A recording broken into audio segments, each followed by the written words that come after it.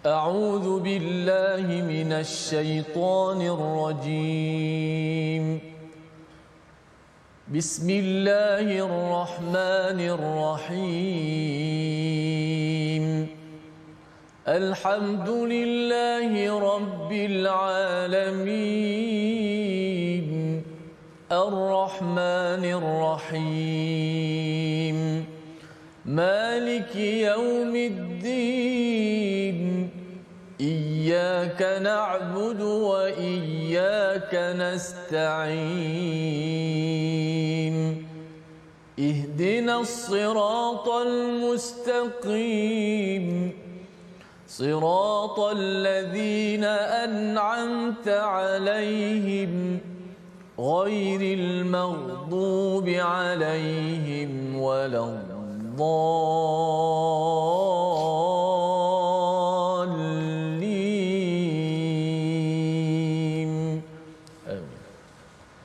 Alhamdulillahirabbil alamin wassalatu wassalamu ala asyrafil anbiya'i wal mursalin sayyidina Muhammadin wa ala alihi wa ashabihi ajma'in, amma ba'd. Assalamualaikum warahmatullahi wabarakatuh. Apa khabar tuan-puan, para penonton, ibu ayah yang saya kasihi sekalian? Mudah-mudahan semua kita berada dalam keadaan yang sihat sejahtera. Kita bertemu lagi dalam rancangan My Quran Time, baca, faham dan amal, yang mana dalam rancangan ini kita akan bertadabbur, menelusuri ataupun meneliti ayat-ayat Al-Quran yang akan kita bacakan pada hari ini, yang mana hari ini kita telah pun masuk kepada halaman 570, yang mana halaman ini terdapat di dalamnya dua surah. Kita akan tengok pada penghujung suratul Ma'arij dan juga kita akan belajar tentang permulaan daripada surah Nuh, yang mana kedua-dua ini adalah saling berkaitan, mengingatkan kita tentang apa yang bakal berlaku nanti pada hari kiamat dan apa yang telah berlaku pada zaman Nabi Nuh, pengalaman Nabi Nuh yang berdakwah selama beratus tahun. Dan bagi memulakan pengajian kita, mari bersama tuan-puan, ibu ayah, kita bacakan doa ringkas. Subhanaka la ilma lana illa ma 'allamtana innaka antal alimul hakim. Rabbi zidni ilma. Mudah-mudahan Allah Ta'ala memberkati pengajian kita dan menambahkan ilmu kita untuk kita beramal dengannya. Baik, seperti biasa bersama dengan saya pada hari ini tokoh yang terkenal yang tidak perlu diperkenalkan lagi, iaitu Ustaz Tirmizi Ali kita. Apa khabar Ustaz? InsyaAllah, baik, Alhamdulillah. Doktor kita apa khabar ini? Alhamdulillah. Ustaz Tirmizi tak ke mana-mana, ada di My Quran Time ni. Ada. InsyaAllah. Takut Ustaz Tirmizi jangan tinggalkan saya, nanti saya kena datang lagi. Baik, saya nak ceritanya tentang bagaimana hari ini kita akan masuk kepada surah baru, surah Nuh, dan kita akan sedikit membincangkan tentang suratul Ma'arij. Sebelum itu, mari sama-sama tuan-puan kita perhatikan sinopsis pengajian kita pada hari ini. Yang pertama mengenai tentang sumpah Allah Subhanahu Wa Taala tentang kesempurnaan kekuasaannya dan keadaan orang kafir pada hari kebangkitan. Ini adalah pada penghujung suratul Ma'arij. Manakala pada ayat-ayat mengenai tentang permulaan surah Nuh, kita akan melihat tentang dakwah Nabi Nuh kepada kaumnya serta pengaduan Nabi Nuh alaihi salam kepada Allah Subhanahu Wa Taala tentang respon kaum dia. Masya-Allah, sehingga kan Nabi Nuh ni mengadu kepada Allah tentang apa yang berlaku kepada kaumnya yang ingkar kepadanya setelah dia berdakwah selama ratusan tahun. Dan bagi kita memulakan pengajian kita, mari sama-sama tuan-puan, ibu ayah, para penonton sekalian, kita sama-sama bacakan pada penghujung suratul Ma'arij ini daripada ayat yang ke-40 hingga ayat yang ke-44 yang akan dibimbing bacaannya oleh Ustaz Tirmizi Ali kita. Silakan Ustaz. Baik, Alhamdulillah, terima kasih Fadil Dr. Profesor Madya Dr. Ahmad Sanusi pencerahan awal. Dan kita ada akhir daripada surah Al-Ma'arij sebelum kita masuk surah baru, surah Nuh alaihi salam, tentang Nabi yang selalu kita sebut, Nabi Nuh yang selalu kita sebut namanya, dakwah panjang. Sudah pasti kita nak tahu apakah cerita Nabi Nuh ni dalam surah yang tidaklah terlalu panjang. Sudah pasti banyak perkara-perkara yang sangat penting untuk sama-sama kita ketahui, amalkan dalam kehidupan kita. Namun kita akhiri dulu surah Al-Ma'arij, ada beberapa ayat 40 hingga ayat 44. أعوذ بالله من الشيطان الرجيم Bismillahirrahmanirrahim. Fala uqsimu birabbil masyariqi wal magharibi inna laqadirun ala an nubaddila khairan minhum wa ma nahnu bimasbuqin فذرهم يخوضوا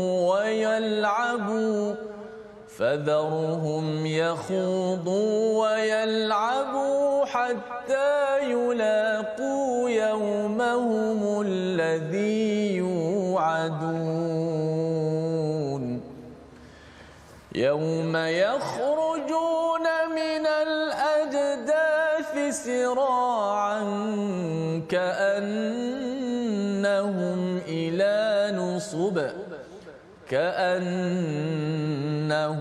إلى نصب يوفضون خاشعة أبصارهم ترهقهم ذلة ذلك اليوم الذي كانوا يوعدون. Sadaqallahul Azim. Dalam ayat yang ke-40 Allah Ta'ala berfirman, maka aku bersumpah demi Tuhan yang mengatur tempat terbit dan terbenamnya matahari, bulan dan bintang, sesungguhnya kami pasti mampu untuk menggantikan mereka, iaitu orang-orang kafir ini, dengan kaum yang lebih baik daripada mereka. Kenapa sampai Allah Ta'ala bersumpah ni? Yang ni kita kena tengok balik dia punya perbincangan sebelum itu. Kalau kita perhatikan daripada ayat 36, 37 dan 38, rupa-rupanya situasi yang berlaku ketika hari itu adalah orang Quraisy ni dia mempermain-mainkan Rasulullah. Dia mengejek-ngejek Rasulullah. Sebab tu dalam penghujung suratul Ma'arij ni ayat yang ke-42 Allah Taala kata fadharhum yakhudu wa yal'abu hatta yulaqu yaumahumul ladzi yu'adun. Allah Taala peringatkan kepada Rasulullah, biarkan mereka tenggelam dengan kesesatan dan ejekkan dia orang. Dia orang mengejek-ejek Rasulullah. Dalam ayat yang ke-36 ini kalau tak silap saya, ataupun ke-37 ini menceritakan tentang sikap orang-orang Quraisy ketika mana Rasulullah sedang membacakan Al-Quran di sisi Kaabah. Maka ada dalam kalangan mereka yang berkumpul di kelompok kanan, ada yang berkumpul di kelompok kiri mengejek-ejek Rasulullah. Bahkan kalau kita perhatikan ada juga dalam kalangan mereka yang menanyakan kepada Rasulullah, kalau betul lah hari kiamat ni akan berlaku, bila nak berlaku? Bila nak berlaku? Seakan-akan suratul Ma'arij ini adalah menceritakan tentang sikap jahat orang Quraisy, dia mengejek-ejek Rasulullah. Perhatikan daripada ayat pertama lagi daripada suratul Ma'arij yang mana Allah Ta'ala kata sa'ala sa'ilun bi'adzabin waqi'. Seseorang bertanya dengan azab yang pasti. Maknanya mereka bertanya, bila nak betul ke berlaku azab ni? Bila berlakunya azab ni? Bagaimana akan berlakunya azab ni? Secara mengejek-ejek, macam memerli Rasulullah. Lalu dalam ayat yang ke-36 dan ke-37 itu sampai mereka mengelilingi Rasulullah, mengejek-ejek Rasulullah. Tuan-puan bayangkan, seorang yang usianya telah 40-an menyampaikan dakwah, diejek dalam kalangan mereka, direndah-rendahkan. Maka Allah Ta'ala bersumpah dalam ayat yang ke-40, fala uqsimu birabbil masyariqi wal magharibi inna laqadirun. Allah Ta'ala bersumpah, Allah Ta'ala kata kami mampu menggantikan kaum ini dengan kaum yang lebih baik. Satu teguran buat mereka, bahkan satu hentakan buat jiwa mereka. Kamu jangan ingat Allah Ta'ala tidak mampu untuk menggantikan kaum yang lebih baik daripada kamu. Sekiranya kamu tidak mahu menerima Al-Quran, Allah Ta'ala akan lantik. Kalau kita tak nak menyebarkan Al-Quran, kita akan pasti ada satu kaum yang muncul, Allah Ta'ala bina mereka untuk mereka mengajarkan Al-Quran. Lalu ini yang kita harus pelajari daripada ayat ini. Bertahan dengan apa ejekan orang. Kadang-kadang orang kata, alah dia tu macam, kalau bahasa orang mudanya, alah dia tu poyo lah nak tengok Quran time lah. Kata kalau tengah hari ni mail lah kita makan tengah hari ke Ustaz? Maknanya diajaknya pergi ke tempat lain, tidak diajaknya mengajar di tempat Al-Quran dan sebagainya. Maka Rasulullah SAW diperingatkan oleh Allah Taala dalam ayat yang ke-42, fadharhum yakhudu wa yal'abu hatta yulaqu yaumahumul ladzi yu'adun. Maka biarkanlah mereka tenggelam dengan kesesatan sehingga mereka berjumpa dengan Allah Taala, ataupun tinggalkan mereka dengan yang bermain-main dengan apa yang telah diturunkan kepada mereka. Dan fenomena mempermainkan agama ini, tuan-puan, bukan sekadar berlaku pada zaman Rasulullah. Ini kita nak cerita hari ini, orang mempersendakan agama Islam. Orang mempermainkan Rasulullah. Dilukisnya karikatur, katun-katun yang tidak layak untuk ditulis ataupun digambarkan tentang Rasulullah tersebut. Diceritakan tentang dipermain-main, diajuk-ajuk bacaan Al-Quran. Zaman Rasulullah dahulu yang melakukan perkara sedemikian adalah golongan munafik. Apabila Rasulullah kata dalam perjalanan nak pergi ke perang Tabuk, orang munafik kata, oh dia orang ni kononnya cita-cita dia orang nak membuka kota Rom. Dia ejek Rasulullah. Bila Rasulullah tanya, dia kata, oh kami sekadar bergurau sahaja wahai Rasulullah. Jadi Allah Taala tegur mereka, apakah dengan nama Allah dan Rasul kamu ingin mempermain-mainkan? Mereka sikap mempermain-mainkan agama ni berlaku pada zaman Rasulullah, dilakukan oleh orang munafik, dilakukan oleh orang musyrik juga yang mengejek seorang wanita, mengejek Rasulullah sehingga dikenakan hukuman berat ke atas dirinya. Kalau kita hari ini tidak mempertahankan Rasulullah sallallahu alaihi wasallam dan juga Al-Quran ini, malu kita, tuan-puan. Saya teringat satu kisah Saidina Umar. Saidina Umar, saya mungkin pernah sebutkan kisah ini kepada tuan-puan, yang mana Saidina Umar ini ketika mana Rasulullah telah meninggal dunia, baginda ataupun Saidina Umar ni berada di dalam masjid Nabi. Lalu Saidina Umar terdengar dua orang lelaki daripada penduduk Taif datang ke masjid tersebut bergaduh ataupun meninggikan suara. Lalu Saidina Umar panggil mereka berdua. Saidina Umar kata, meh sini, kamu berdua ni daripada mana? Lalu lelaki ini berkata, kami daripada Taif. Lalu Umar kata, laula annakuma ghaira ahli hadzal balad la auja'tukuma bijaldah. Umar kata, kalaulah bukan kerana kamu ni bukan daripada negeri Madinah ini, aku akan sebat korang berdua kerana meninggikan suara dalam masjid Nabi. Allahu Akbar. Tinggi penghormatan yang diletakkan oleh Saidina Umar, sehingga kan nak tinggikan suara dalam masjid Nabi pun tak berani ataupun menghormati Rasulullah yang telah meninggal dunia. Apatah lagi kita hari ini menyaksikan orang hina Rasulullah, orang lukis katun-katun yang tidak sewajarnya, orang menggambarkan Rasulullah ni dengan tuduhan-tuduhan yang tidak sewajarnya.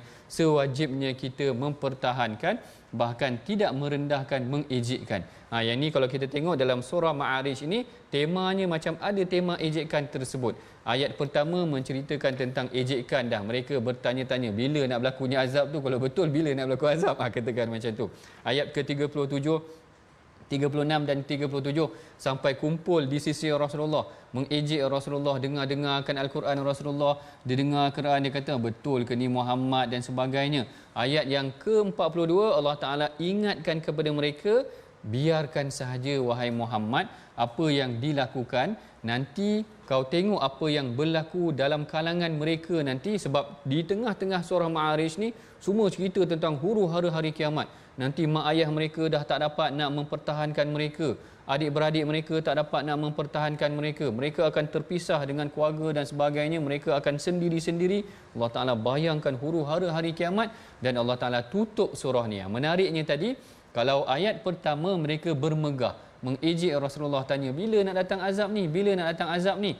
Penutup surah Ma'arij ni Allah Ta'ala kata mereka akan tertunduk nanti. Allahu Akbar. Ini peringatan yang Allah Ta'ala berikan. Allah Ta'ala kata khashi'atan absaruhum tarhaquhum zillah. Pandangan mereka nanti pada hari kiamat akan tertunduk, bawah diliputi kehinaan. Macam kita lah, ejek-ejek orang sangat. Macam kita sokong bola katakan. Ustaz Tirmizi sokong pasukan mana? Terengganu ke mana bola? Sudah pastilah. Sudah pasti negeri Terengganu. Katakan orang Terengganu ejek. Orang okeylah, saya bagi contoh lah, Terengganu ejek JDT ke apa dan sebagainya. Jadi bila kalah kita pun tertunduk macam tu, segan. Macam itulah barangkali gambaran dia. Diejek-ejeknya Rasulullah, diejek orang beriman. Lalu Allah Ta'ala kata nanti pada hari kiamat orang yang mengejek itu akan tertunduk pandangan mereka yang menyeliputi mereka hanyalah kehinaan, merasa diri mereka sangat rendah. Zalikal yaumul ladzi kanu yu'adun, itulah hari yang dijanjikan, hari yang kamu tanya-tanyakan dahulu. Ini dalam penutup ayat ini mengingatkan kepada kita tentang keperluan mempertahankan Al-Quran. Jangan sampai kita biarkan Al-Quran itu diejek-ejek, dihina, dipandang rendah oleh orang lain. Dikatakan kandungan Al-Quran ni dah tak valid dah, ataupun ada yang kata Quran ni dah tak boleh pakai, ataupun dah terlalu usang dan sebagainya. Tidak. Mesej Al-Quran dan dia punya kandungan masih lagi valid sehingga hari ini. Yang keduanya, perhatikan bagaimana biarkan sahaja sekiranya mereka terlalu mempermainkan agama ataupun mempermainkan orang-orang beriman Al-Quran dan Rasulullah, sehingga mereka ini kalau kita biarkan dia akan tenggelam dengan sendirinya. Kerana kita bimbang, lagi kita beri perhatian, itu yang sebenarnya dia cari, lagi dia mendapat perhatian. Dan daripada itulah, bila lagi kita share lagi banyak, kalau kita semua senyap aja, mungkin dia pun tak mendapat perhatian seperti mana yang dia target sebenarnya perhatian. Dia nakkan perhatian, attract kita sahaja untuk menyebarkan idea yang dibawa itu yang menyesatkan Al-Quran. Itulah dia yang menyesatkan orang beriman. Itulah dia penutup daripada suratul Ma'arij. Dan kemudian kita masuk kepada surah Nuh. Surah Nuh ini mungkin kita akan baca 2 ataupun 3 ayat yang pertama. 3 ayat yang pertama lah untuk kita bincangkan, mana yang sempat dalam sesi perbincangan kita yang pertama ini. Kita sama-sama dengarkan dahulu bacaan 3 ayat yang pertama daripada surah Nuh yang dibacakan oleh Ustaz Tirmizi kita. Silakan Ustaz. Baik, alhamdulillah. Terima kasih kepada Dr. Ahmad Sanusi. Penonton sahabat Al-Quran sekalian, kita nak baca 3 ayat pertama surah Nuh ini. Menceritakan tentang Nabi Nuh dan juga dakwah, macam mana dakwah Nabi Nuh dan apakah yang perihal yang mula-mula sekali Nabi Nuh menyeru kepada kaumnya. Jom kita baca ayat pertama hingga ketiga surah Nuh. A'udzubillahi minasyaitonirrajim. Bismillahirrahmanirrahim.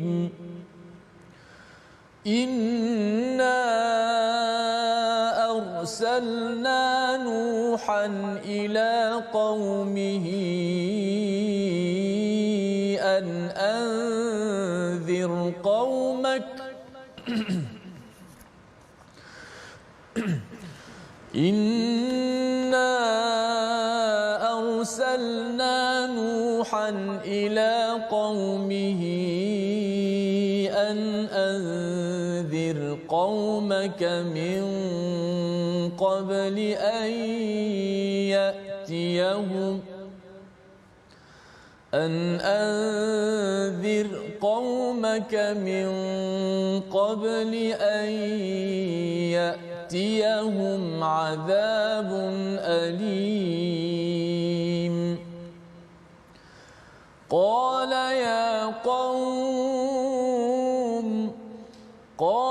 يا قوم إني لكم نذير مبين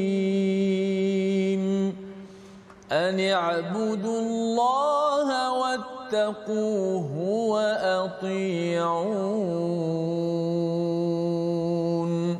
صدق الله.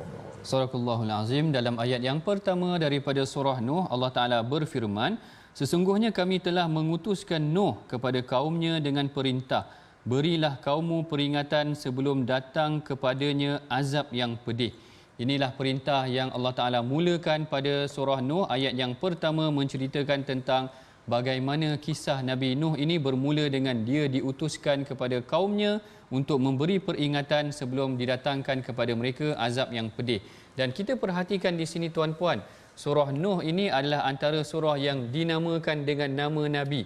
Ada nama-nama Nabi yang disebutkan di dalam Al-Quran, macam surah Yusuf, surah Yunus dan sebagainya. Ia menceritakan tentang, ada yang menceritakan secara terperinci macam surah Nabi Yusuf.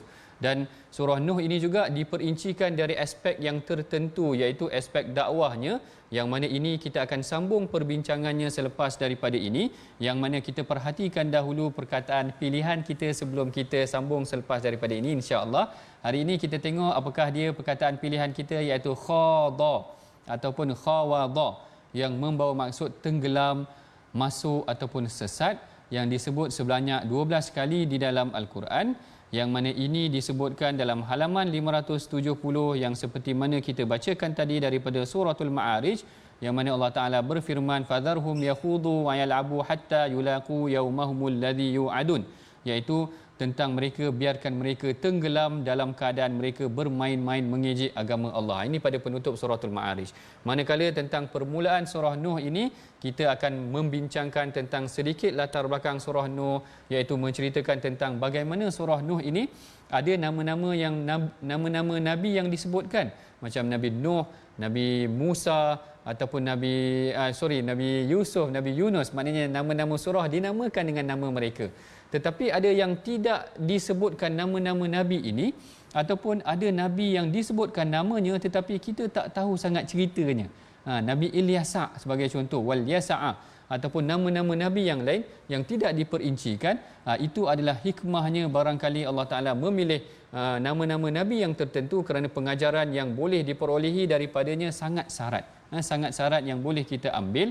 Yang ini kita tengok nanti bagaimana perincian pada ayat yang pertama sehingga ayat yang ke-10 ini, sehingga ayat yang ke-11 kalau tak silap saya, ayat yang ke-14 ataupun 19, menceritakan tentang teknik dakwah kaum Nabi, teknik dakwah Nabi Nuh kepada kaumnya. Kita tengok nanti bagaimana perincian yang Allah Taala berikan tentang Nabi Nuh ni. Dia berusaha sungguh-sungguh betul, bukan sahaja berdakwah ratusan tahun yang biasa kita dengar, dia berdakwah ratusan tahun. Yang ini pelbagai kaedah yang Allah Taala tampilkan menunjukkan tentang keadaan Nabi Nuh ketika berdakwah kepada kaumnya. Yang ini kita akan bincangkan selepas daripada ini, insya-Allah. Tuan-puan, kita berehat dahulu seketika, jangan ke mana-mana. My Quran Time, baca, faham dan amal.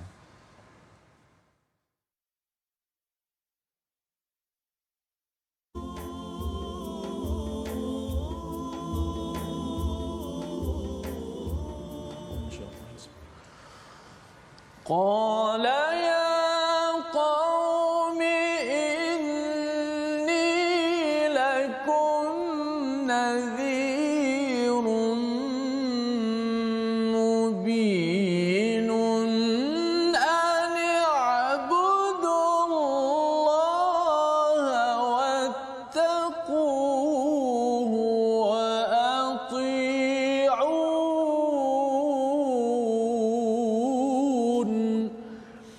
Dia Nabi Nuh berkata, wahai kaumku, sesungguhnya aku adalah seorang pemberi peringatan yang menjelaskan kepada kamu. Ani abudullah, sembahlah Allah dan bertakwalah kepadanya, serta taatlah kamu kepadaku. Ini antara awal-awal ayat surah Nuh yang akan Ustaz Dr. tadabbur sebentar nanti, bahawa semua para rasul, para nabi menyeru kepada kita semua untuk menyembah Allah Subhanahu Wa Taala yang esa, bertakwa dan taat kepada rasul-rasul. Baik, kita nak belajar sikit tajwid sebelum kita nak meneruskan lagi tadabbur kita. Kita lihat slide kita, yaghfir lakum, yang mana sambungan daripada ayat keempat ini, yaghfir lakum min dhunubikum wa yuakhirkum ila ajali musamma. Sempurnakan huruf ra yang mati dalam ayat ini. Kalau kita lihat perkataan yang pertama, yaghfir lakum, ra tu dimatikan, ra tu memang mati. Maka bacaan kita secara imam kita Hafs an Asim membaca secara izhar, maksudnya mematikan ra itu, dijelaskan mati. Yaghfir lakum, ra tu bila mati kena bunyilah ra mati. Yaghfir lakum, yaghfir lakum min dhunubikum. Kesalahan yang biasa berlaku ialah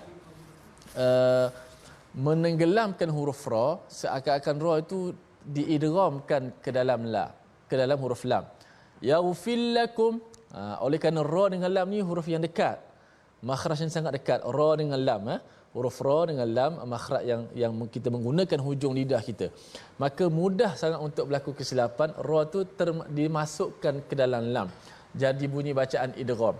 Yaghfir lakum, ramai juga yang baca yaghfir lakum sebab tidak jelas ra mati. Maka kita jelaskan ra mati secara nipis itu. Yaghfir lakum, biar ada getaran ra. Yaghfir lakum. Jangan yaghfir lakum. Kalau kita buat ambil sambil lewa macam tu, dia bunyi seakan-akan yaghfir lakum. Sebab apa? Sebab kita kena hati-hati kerana ra dan lam ni makhraj ni dekat. Jadi bunyinya kalau kita tak hati-hati, dia bunyi seolah-olah macam ra tu dimasukkan ke dalam lam. Bacaan imam kita di sini kita baca secara izhar, ra tu dijelaskan bunyi mati. Sebab tu di atas ra tu ada tanda mati pula. Bukan sekadar mati, ada tanda pula mati di atas. Menandakan secara izhar kita baca yaghfir lakum. Jangan baca yaghfir lakum, tapi yaghfir lakum. Dijelaskan ra tu mati. Bunyikan sifat ra. Wallahu alam. Silakan kata. Wallahu alam. Terima kasih Ustaz Tirmizi kita atas bimbingan tajwid untuk kita perbaiki, perelokkan bacaan kita. Mudah-mudahan kita baca seperti mana yang dibacakan oleh baginda Nabi dan para sahabat mengenai tentang betulnya bacaan kita terhadap ayat-ayat suci Al-Quran tersebut. Baik, tadi kalau kita tengok pada sesi awal kita dah masuk 3 ayat yang pertama menceritakan ada surah yang spesifik tentang Nabi tertentu. Contoh Nabi Nuh tadi dan juga tentang Nabi Yusuf. Surah-surah ini adalah agak spesifik tentang penceritaan mengenai tentang elemen-elemen penting yang nak disampaikan oleh Al-Quran melalui kisah mereka. Ada yang tidak disebutkan kisah mereka macam saya ceritakan tadi, tak banyak, mungkin ada disebutkan tetapi tidak banyak. Nabi Idris ke Ilyasa dan sebagainya. Dan ada juga mungkin nama yang tidak, nama Nabi yang ada tetapi tidak disebutkan. Ada juga kerana Nabi ni ramai, berdasarkan hadis Nabi ni sangat ramai tetapi tidak disebutkan nama mereka, dirahsiakan oleh Allah, tetapi peranan mereka itu ada di sisi umatnya untuk memperbaiki keadaan mereka. Dan Nabi Nuh ini kisahnya diulang banyak kali. Kalau menurut Syekh Tantawi, kisahnya ataupun namanya disebutkan di dalam Al-Quran sebanyak 43 kali. Banyak kan? 43 kali Allah Ta'ala ulang kisah Nabi Nuh ni, disebutkan dalam banyak surah. Suratul A'raf ada, surah Yunus ada, surah Hud ada, surah Syu'ara ada, surah Ankabut ada. Banyak surah disebutkan tentang kisah Nabi Nuh, menunjukkan penting, ada intipati penting yang Allah Ta'ala nak sampaikan daripada kisah Nabi Nuh tersebut. Tapi nama Nabi Nuh ni pada saya tak banyak lagi. Antara Nabi yang terbanyak Allah Ta'ala sebutkan di dalam Al-Quran adalah Nabi Musa. Nabi Musa ini namanya disebut sebanyak 136 kali. Allahu Akbar. Maknanya penting pertembungan kisah Nabi Musa dan dakwah Nabi Musa daripada dia lahir ni sampai dia besar berjaya menyelamatkan kaum dia tu tadi, diulang-ulang di dalam Al-Quran kerana mesej yang nak disampaikan tu sangat penting. Sehingga diulang namanya sebanyak 136 kali dan disebutkan di dalam 34 surah berbeza. Bayangkan. Mana ada kalau Nabi Musa ni Fir'aun mengaku dia Tuhan. Kan lain tu, maknanya musuh-musuh para nabi yang lain mana ada mengaku dia Tuhan. Nabi Musa ni mengaku yang dia adalah musuhnya, mengaku Fir'aun mengaku dia adalah Tuhan. Dan kisah Nabi Nuh ni dimulakan dengan Allah Ta'ala memperingatkan bahawa dia diutuskan untuk memperingatkan kaumnya supaya kembali kepada Allah. Yang ini sebenarnya memperingatkan kaumnya supaya kembali tidak mensyirikkan Allah. Apa yang disebutkan dalam ayat yang ketiga itu, ani'budullaha wattaquhu ati'un, iaitu hendaklah kamu bertakwa ataupun mengabdikan diri, beribadah kepada Allah, sembahlah Allah dan bertakwa dan mentaati aku. Kenapa Allah Ta'ala turunkan ayat yang spesifik supaya dia sembah Allah? Kita akan bincangkan selepas daripada ini. Sebelum tu kita bacakan dahulu ayat yang keempat sehingga ayat yang ke-10 yang akan dibimbing bacaannya oleh Ustaz Tirmizi kita. Silakan Ustaz. Baik, alhamdulillah, terima kasih Doktor di atas pencerahan awal daripada surah Nuh tentang Nabi kita Nuh alaihi salam yang kita sayangi dan cintai, dan pasti dapat banyak maklumat daripada muka surat yang pertama surah Nuh ini. Kita baca terlebih dahulu ayat yang keempat hingga ayat yang ke-10, dakwah ataupun kita kata apa, macam mana uslub ataupun cara dakwah Nabi Nuh berperingkat demi peringkat dan juga kelebihan-kelebihan nanti insya-Allah. A'udzu billahi minasy syaithanir rajim. Bismillahirrahmanirrahim. Yaghfir lakum min dhunubikum wa yu'akhirkum يغفر لكم من ذنوبكم ويؤخركم إلى أجل مسمى inna ajalallahi idza jaa la yuakhkhar law kuntum ta'lamun qala rabbi inni da'awtu qaumi laylan wa nahara falam yazidhum du'ai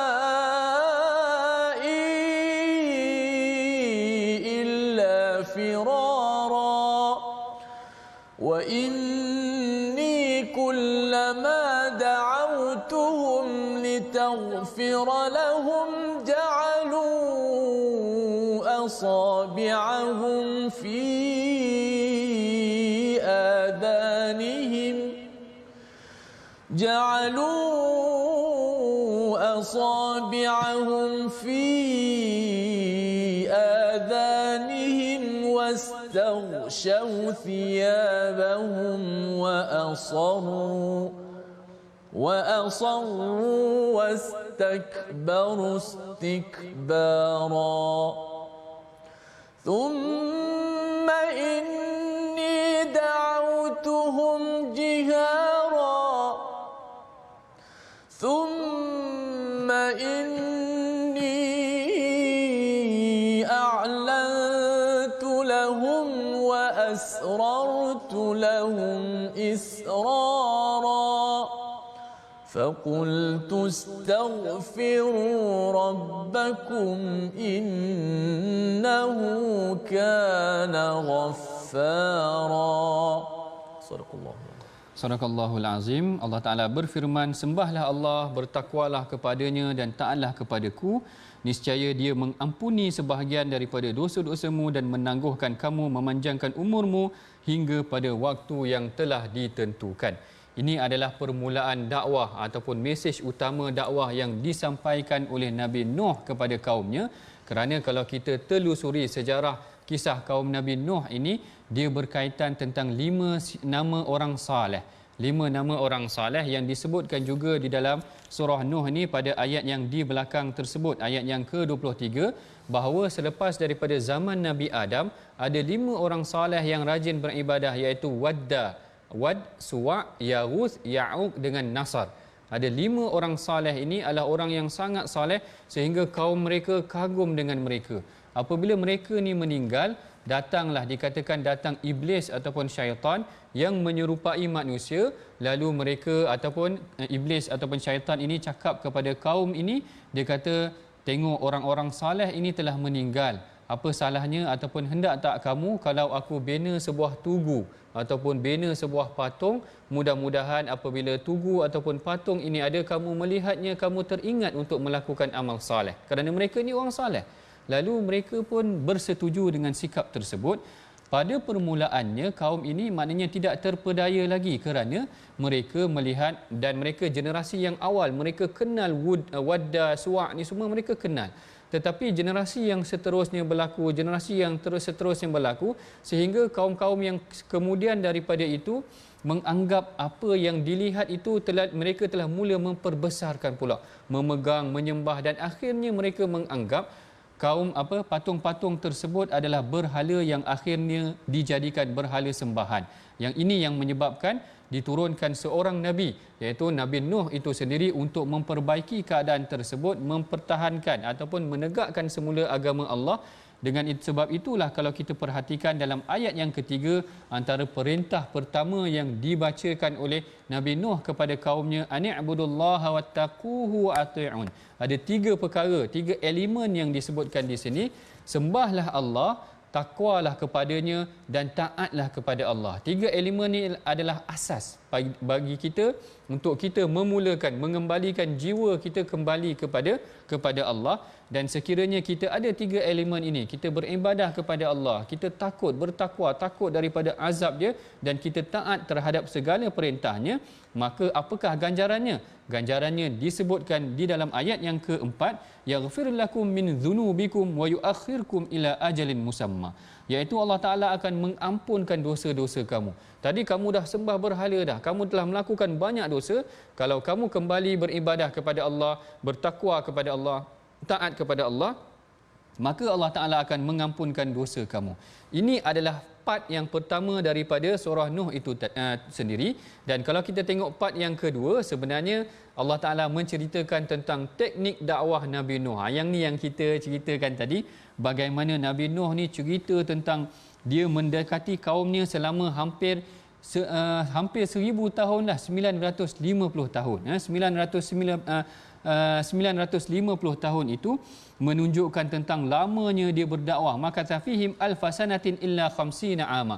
Syekh Tantawi kata Nabi Nuh ni duduk dengan kaumnya 1000 tahun melainkan 50 tahun, maknanya 950 tahun bersama dengan kaum dia.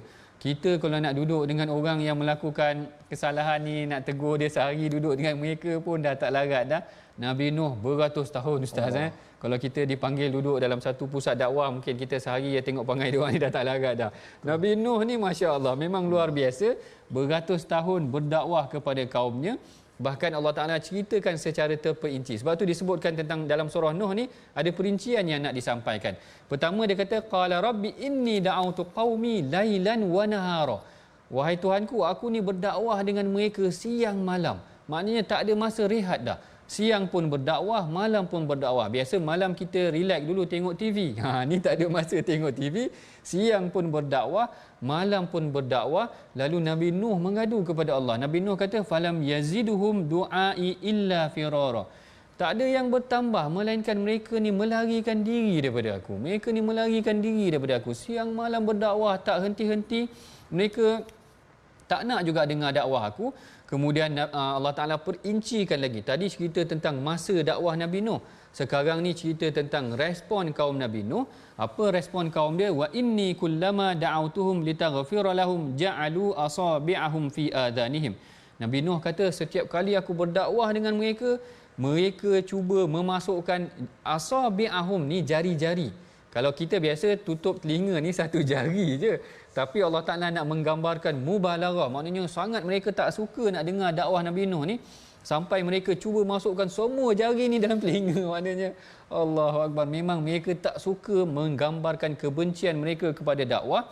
Bahkan wastaghsyaw thiyabahum. Mereka menutup badan mereka ataupun wajah mereka dengan pakaian. Yang ni yang saya dengar daripada Syekh Arifi kalau tak silap saya, apabila kaum Nabi Nuh dah tak nak dengar secara verbal, dah tak nak dengar dakwah tu secara mulut tadi, maka Nabi Nuh berdakwah secara isyarat pula.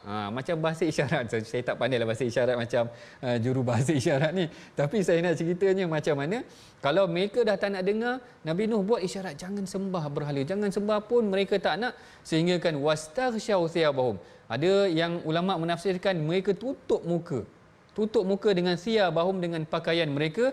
Wa asarru wastakbaru istikbara. Mereka terus menerus kufur.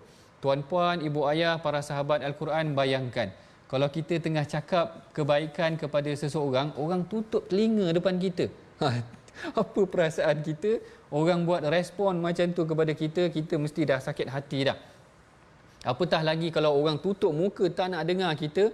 Tetapi ini dakwah kaum Nabi Nuh kepada kaumnya. Orang tutup telinga ke, orang tutup mata ke, dia terus menerus berdakwah lagi sekalipun mereka bertambah ingkar kepada Nabi Nuh dan juga dakwah Nabi Nuh tu sendiri. Kemudian Nabi Nuh ceritakan lagi. Tadi dia ceritakan masa dakwah dia.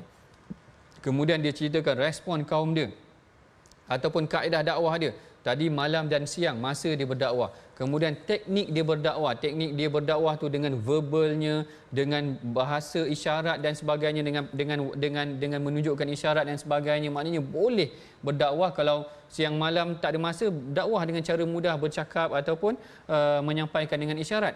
Kemudian Allah Ta'ala kata summa inni da'autuhum jihara. Tadi Allah Ta'ala ceritakan tentang kaedah dia berdakwah. Yang ni pula kaedah dia bertutur tu macam mana. Ada kalanya dia bertutur secara dengan suara yang keras ataupun dengan suara yang terang. Berdakwah betul-betul, maknanya biar orang dengar.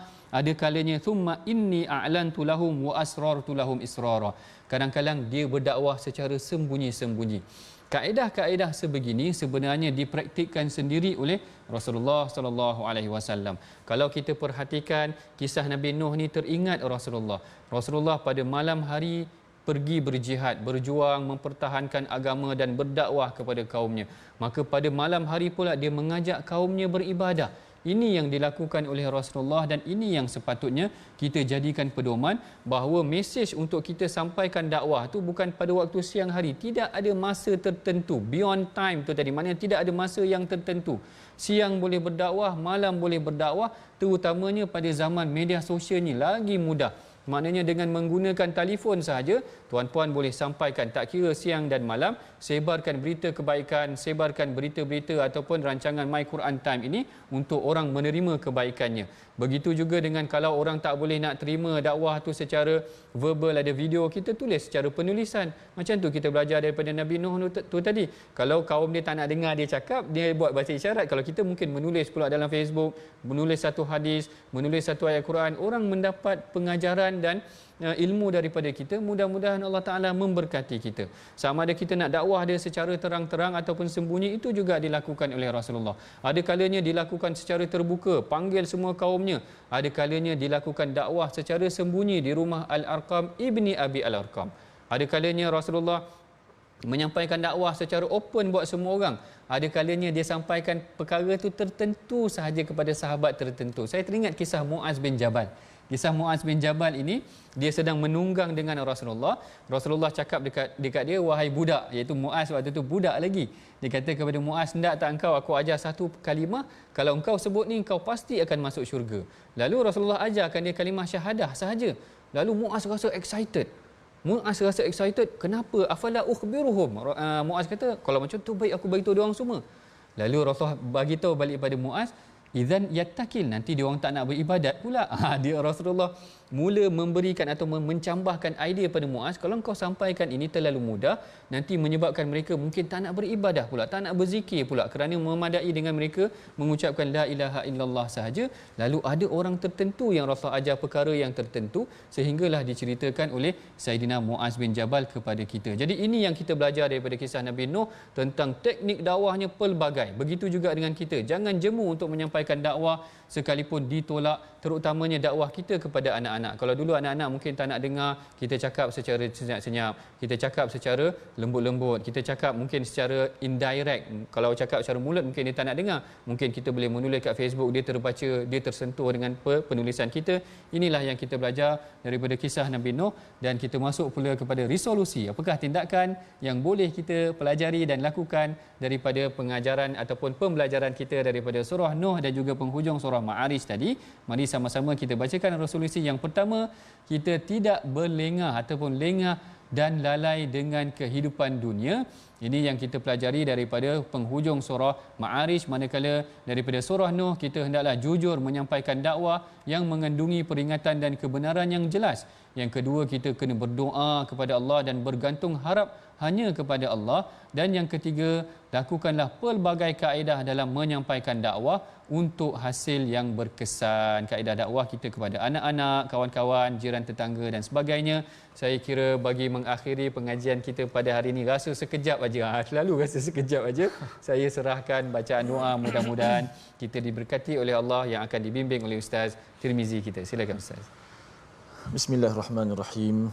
Alhamdulillah wassalatu wassalamu ala Rasulillah. Allahumma ighfir lana dhunubana wa kaffir 'anna sayyi'atina wa tawaffana ma'al abrar. Amin. Ya Allah, Tuhan kami, ampunkanlah dosa kami ya Allah, hapuskanlah ya Allah kesalahan-kesalahan salah silap kami ya Allah, serta akhirlah kehidupan kami di kalangan orang-orang yang abrar ya Allah. Amin. Ya Allah, ya Tuhan kami, bila apa yang kami baca daripada Al-Quran kitab ya Allah, berilah kekuatan kepada kami untuk mengamalkan isi kandungan Al-Quran ya Allah. Dan ampunkanlah segala salah silap kami ya Allah selaku hamba-Mu ya Allah. Ya Allah, ya Tuhan kami, berilah kekuatan kepada kami untuk terus kami menyumbang untuk agama ini ya Allah. Amin ya rabbal alamin. Walhamdulillahirabbil alamin. Amin.